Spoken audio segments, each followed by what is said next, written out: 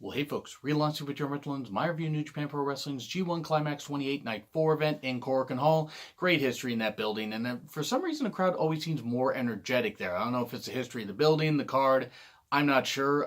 Whatever it is, I really love when they do shows at Korakuen. Rocky Romero and Kevin Kelly on the call here and doing great work. I really actually like this team better than Kevin Kelly and Don Callis, and nothing against Don Callis. I just think Rocky Romero and Kevin Kelly have a better chemistry. Maybe that's just my opinion. But anyway, do want to give a quick thanks to everybody that has gotten this channel over 100,000 views. I just recently passed that actually as of yesterday morning. And it really means a lot. Whether you love just my New Japan reviews, any of the videos I do, whether it's solo or myself and my best friend Chris, aka the Durbinator, on WWE and NXT reviews, really means a lot. Thank you guys so much, and thank you for making my New Japan reviews very, very, very, highly viewed. I mean, I don't really think there's any other fancy word I can use for that. It really means a lot that you guys love what I have to say. And that you fellow wrestling fans, share with me what you guys like, and that I can learn a whole lot from you. I love the fact that I can learn a shit ton from wrestling fans. I just love it. I just love it because I just love being a wrestling fan. So just thank you guys so damn much. Long enough introduction. As I said, at Korakuen Hall. And you have the 5 tag matches. It'll hype some matches for the A block. So Jay White and Yo versus Michael Elgin and Ren Narita. Ren Narita seems to be improving, as do a lot of the young lions they're featuring. Hopefully Kitamura, I mean, I know he's been dealing with neurological issues. That was like one of the last updates that was provided. Hopefully he is going to be okay and can get back to 100%. But about this match, Jay White, it seems like they're going with maybe a possible divide among Repugnant 3K members. Maybe Yo gets corrupted by Jay White. Who knows? This is just a hype Jay White, Michael Elgin. Hopefully Jay White beats Michael Elgin tomorrow. Easy for me to say. I like the fact that Yo could possibly be a IWGP Junior Heavyweight Champion down the road. I think it's probably around 2020. But I'm going to go with what I said during my Best of Super Juniors reviews. I think that we could see Sho and Yo have really, really good showings and maybe meet in the finals of Best of Super Juniors, if not next year sometime in possibly 2020, 2021. I think it would be actually a lot of fun. But anyway, it was a fun match. Basic. Anytime a young lion's in there, they're going to be taking the fall. Yo, Boston Crab. Good stuff. Then Sho and Yoshihashi. Shoshihashi versus Minoru Suzuki and El Desperados. Just hype for Suzuki versus Yoshihashi, where Yoshi, I hope you know what you're doing. Please don't die. I know you're the headhunter, but you're the headhunter. Suzuki's the soul hunter and the soul taker, pretty much. Not the movie they made fun of on MST. Anyway, outside immediately, I mean, come on, what are you going to get with this? You're going to get a Suzuki-gun match. Any members of Suzuki-gun that are featured here in any match, especially if it's a tag match, it's going to go outside immediately.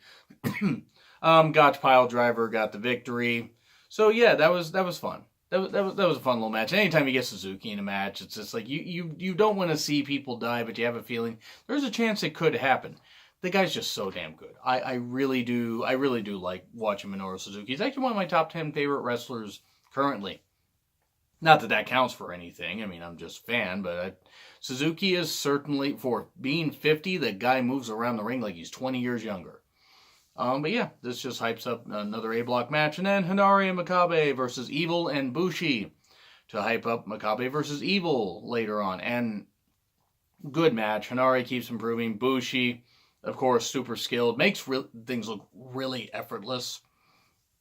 So yeah, Hanare keeps improving. I can see him getting in a G1, if not next year in 2020. Banshee Muzzle, is that what Evil's finisher is? Is that what they called it? My headphones are going a little bit out. I got to replace those.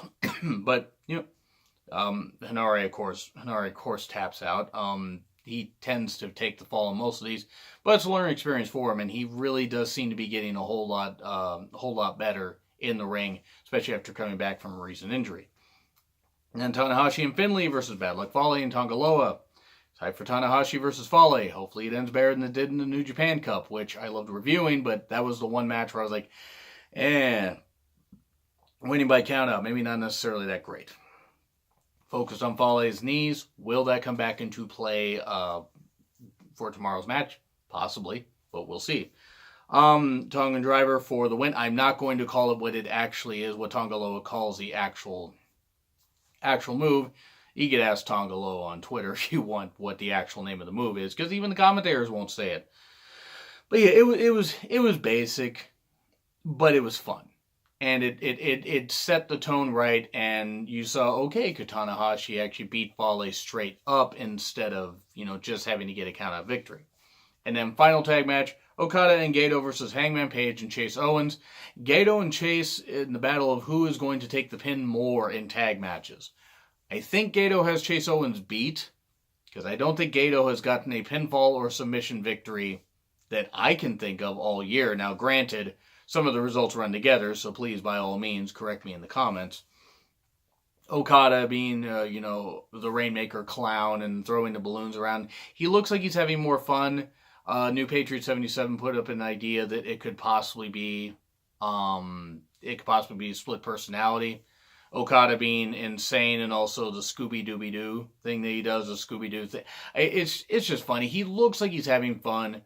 And if this is a way to add another dimension in his character, I'm all for it. So yeah, it was hype for Okada versus Page, which I didn't actually know was a match I needed until right now. I know that they've already got the matches set up all the way to the August 12th edition. But I just like that there's a lot of really, really cool matchups, and okay, the way they're hyping this up. Page has 2 points, Okada has none. Could Page possibly beat him? Is Okada at his most vulnerable? We'll see. Chase wins with his package on Goto. Gross. Chase actually wins and gets good stuff. It was what it was. And Hangman Page and Okada had a face-off afterwards. I'm really excited for this. I think this could be a standout match. And I do want to clarify that these matches, the B-block matches I'm going to get to here in a bit, the 5 B-block matches tonight, none of them are on my matches of the year list. That is no slight against them. The bar has been set so high by New Japan for a number of years that match of the year stuff, you almost got to be something really blow away with storytelling or anything. And that's not to slight any of these matches. In fact, they were all good. They were all good to really good. And maybe I'll revisit these notes and maybe I'll change my mind at some point. But as of now, Night 2 has a couple matches. Kota and Sabre Jr. and Naito and Omega are on my matches of the year list. What do you guys think of the G1 so far? What are some matches that you've really enjoyed? Matches that other people have enjoyed? Let me know, by the way. Sonata versus Tonga Loa, or Tama Tonga, with Tonga Loa actually at ringside, so no wonder, because I wrote the notes kind of together. Tonga Loa got kicked out at one point for interfering, and the ref didn't want to cause another DQ, so he said, no, leave. Just leave. Get out of here. It was Marty Asami, I believe. I believe that's how you say his name. So, good pace, of course, ref bumps. Fale and Tonga Loa get back in the ring. Fale gets in the ring. Tonga Loa is like wearing a hat. He'll never recognize me in this hat that you apparently hold on your head by that. But good stuff. Sonata and Tama Tonga had a really good chemistry. And Sonata managed to get a roll-up with a bridge. 1, 2, 3. Sonata managed to survive the numbers game. Sonata gets 2 points. Tama Tonga has 2 points. It's good. It's good. This is a good way to have a good pace to it. And Tama Tonga realizing, okay, the numbers game may not always work out in my favor. I might have to come up with a new strategy. He's not going to. They're probably going to keep interfering. And this whole OG Bullet Club and Golden Elite storyline is going to keep going. And then Yano versus Sabre Jr., Zack Sabre Jr. Did not think this was going to be nearly as entertaining and as fun as it was. Goes outside, really good stuff. I really enjoyed how Sabre Jr. kept trying to get the victory by either beating up Yano and trying to get him in a submission outside, and then tying him up in a guardrail and doing that stuff, because Sabre Jr. knows how dangerous Yano can be. And Yano was trying not to do any cheating. He did take off a couple turnbuckle pads, but he did have some great wrestling. He almost beat Sabre Jr. his own goddamn game. Didn't quite. Went for the low blow, but got his arm trapped, but then managed to roll up Sabre Jr. Didn't get the victory. Took up one turnbuckle pad. Sabre Jr. went into the ring, into the exposed turnbuckle a couple times, and then took off a second turnbuckle pad, but that cost him. Sabre Jr. got the victory, and there we go. Sabre Jr.'s got 2 points. Is this strategy going to work for Yano? Is he going to go back to cheating? We'll find out. I think Yano's still going to end up with about 3-4 victories. I actually wouldn't have been surprised if he'd beaten Sabre Jr. here, but since Sabre Jr. lost to Ibushi on night 2, they had to give Sabre Jr. a win here. He won't win the G1. He doesn't need. That would be shocking if he won. Imagine him versus Omega. Ooh, Sabre Jr. could win that. Ooh, that would be interesting. There's a lot of people they could go with here.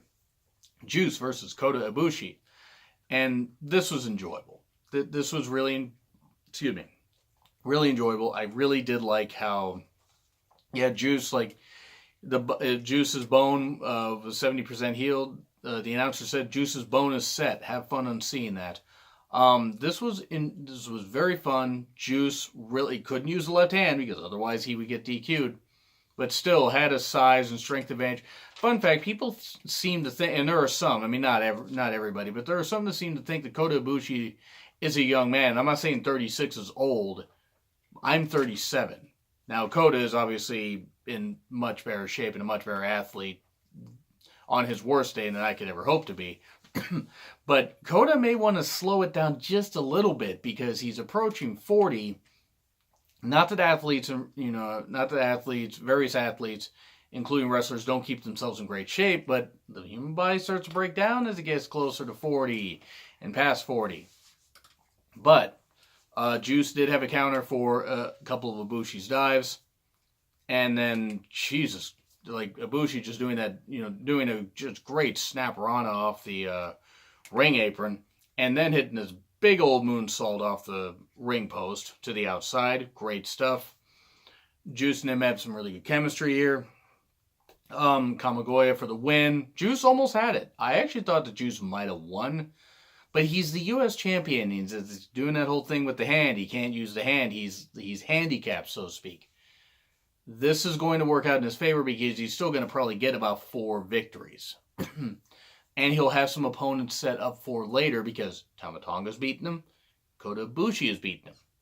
So now you have a couple feuds you could go with to lead, into later in the year and possibly to Wrestle Kingdom 13. Where Juice, I don't think he's going to defend against either one of them. Though him against Tama Tonga would be pretty nice. That would be interesting. I would like to see where they're going to go with Juice here, but he's going to get 4, maybe even 5 victories in the G1.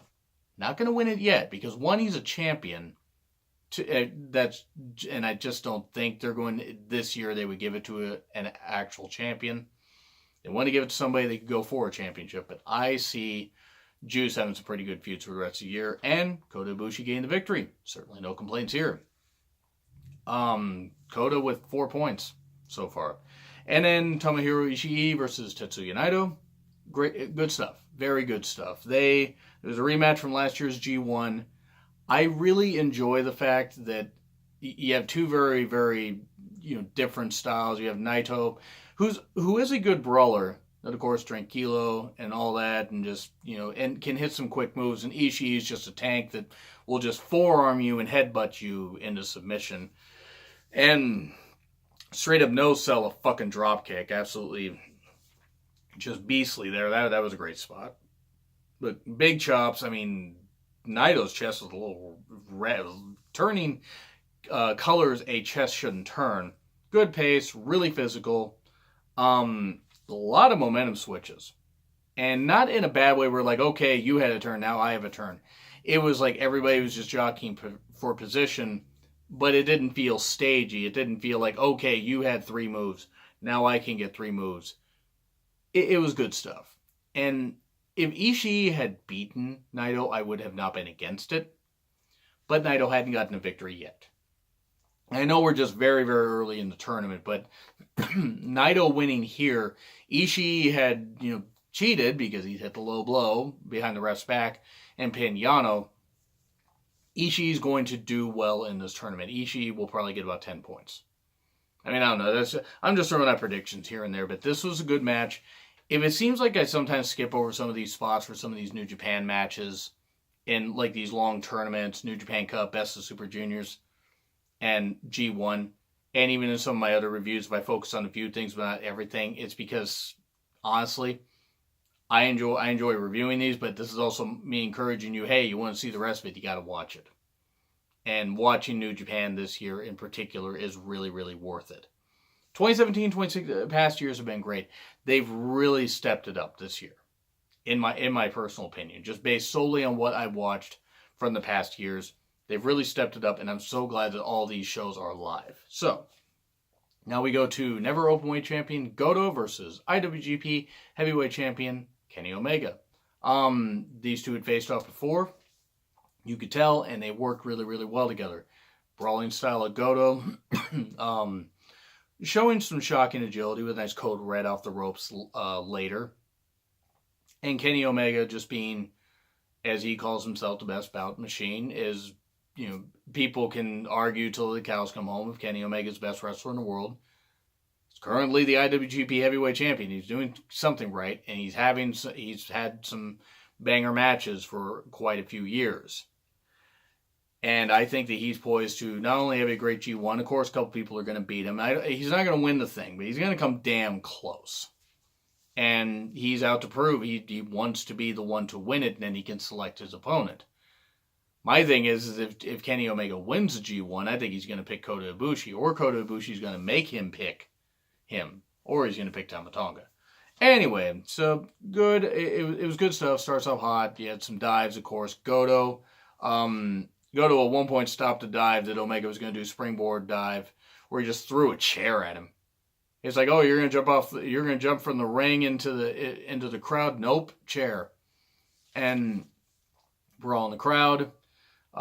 Slam on the benches on the bleachers. Ouch. I think Goto landed a little awkwardly. I hope his knee's okay. It looked like he might have jacked his neck a little bit, but hopefully his knee's okay. He seemed to be favoring his knee a whole lot more. Dive into the crowd. It's like at one point, I think, what was it? Like right after that, you had Omega get on one of the guardrail things they have for the bleachers. Just did a dive, and Goto and the Young Lions that were trying to get the crowd out of the way. It's like, we're going to get the crowd out of the way, and Omega just took us out. I don't think that's actually how they were thinking. That'd be very odd if they were that, calm about it instead of, oh my God. Anyway, good dive, good match, really good pace. There was no doubt, this was probably of the matches that were out there, like the one where like, okay, Goto's going to have a good showing, but he's not going to win. He didn't need to win. Goto's got 2 points. Now Omega's got 4 points. Omega may go to like 8 points before he loses a match. It's going to be a very, very fun tournament. It's been a fun tournament so far, 4 nights, and I'm going to give this a B+ for overall. The B block matches just seem to be consistently a little bit better, all due respect to the talent in the A block. But the night 1 and 3 I end up giving B's to, and this is B+. So who knows? By the finals we could get to an A. So anyway, that's what I gotta say. Do you agree? Do you disagree with what I said? Like, share, comment, subscribe. Twitter link in the description. It's been Real Honesty with John Rittland. G1 Climax 28 Night 4 review. I'll be back for Night 5, and I'll see you soon.